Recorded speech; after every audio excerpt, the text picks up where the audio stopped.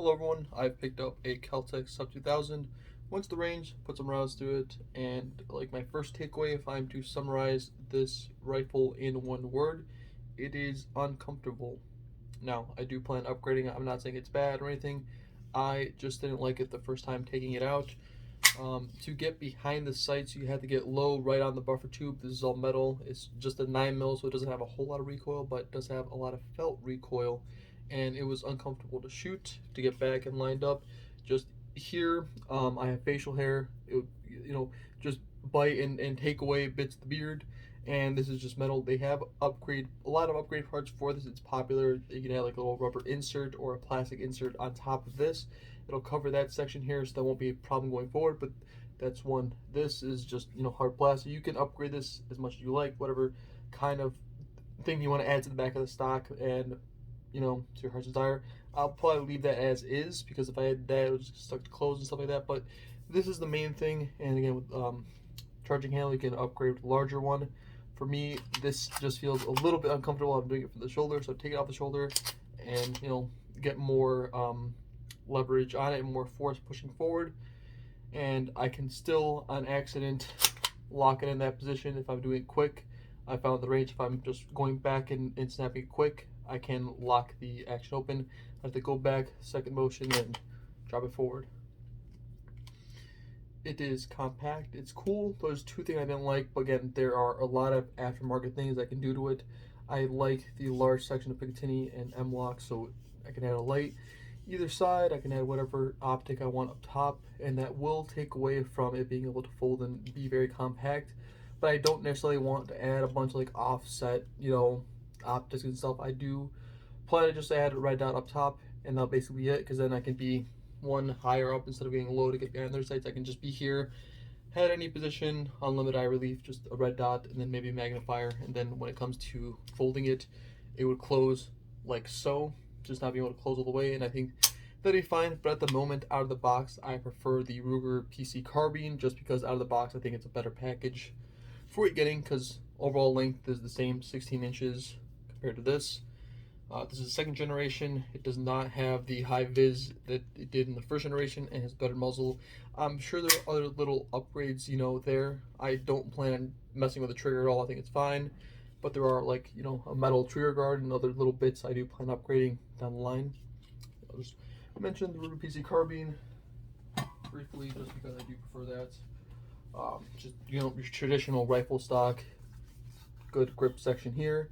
It doesn't have the large Picatinny, so if I want to add a light, I would need to, instead of just clipping something small here, they have offset mounts to essentially have a larger light off to the side, which again, it's adding price, adding cost compared to that one. I can just throw anything on the bottom, little stuff. But when I am to take this apart, it is, essentially taking up the same space in a backpack. You can debate weight and other stuff, but as far as a package, this is a better one. They're around the same price. The Sub 2000 is cheaper, but if I would say, spend your money on something that takes Glock mags to extend your range compared to your pistol, this would be a better option in my opinion, at least at the moment, out of the box.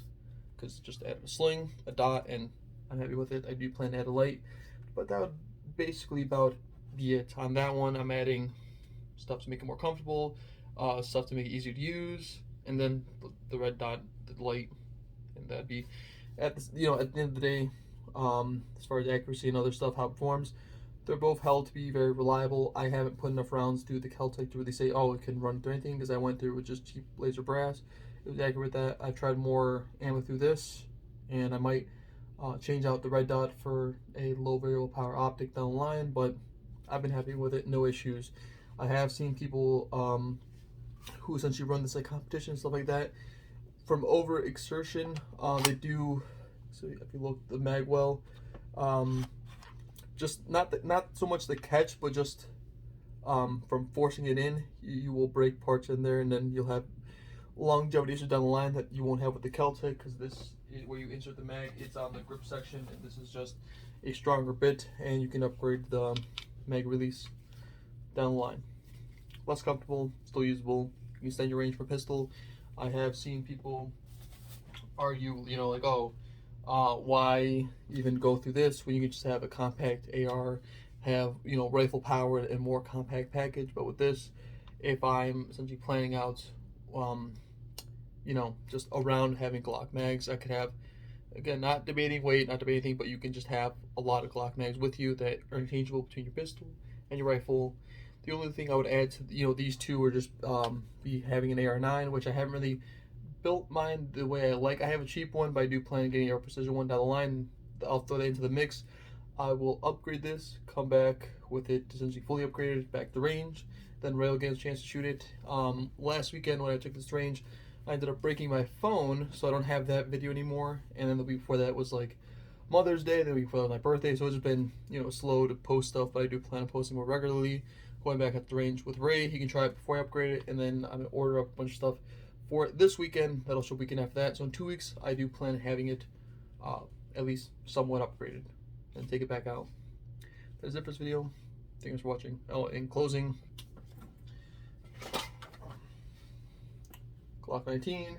It is the same essentially frame size. You can throw the same mags in. We even accommodate the little 10 rounders. So you can have a bunch of these in a backpack, alternate from your pistol to rifle without worrying about, if I have essentially AR pistol, 5.56, how many mags can you carry compared to for your sidearm. So for this, it's one mag for all of them, and I think that's a big plus just as far as just how you're buying magazines, buying ammo. It just works, but it doesn't perform like a rifle. 16-inch barrel, you're getting more velocity, but not enough that you're defeating body armor and all that stuff that you would be getting with a rifle. But little stuff, still cool. Still plan on upgrading it, and even for what would be small game hunting, if you're going that route, you can do it with 9mm. If I had an LPVO and at distances that can extend beyond a pistol, I think it's a good idea. Little stuff again. I have seen that adjusting this to firing, it will shift a little bit, but little stuff that I'll have to see for myself. That's it for this video. Thanks for watching. Nice little compact package, and they're affordable, but not to my liking out of the box.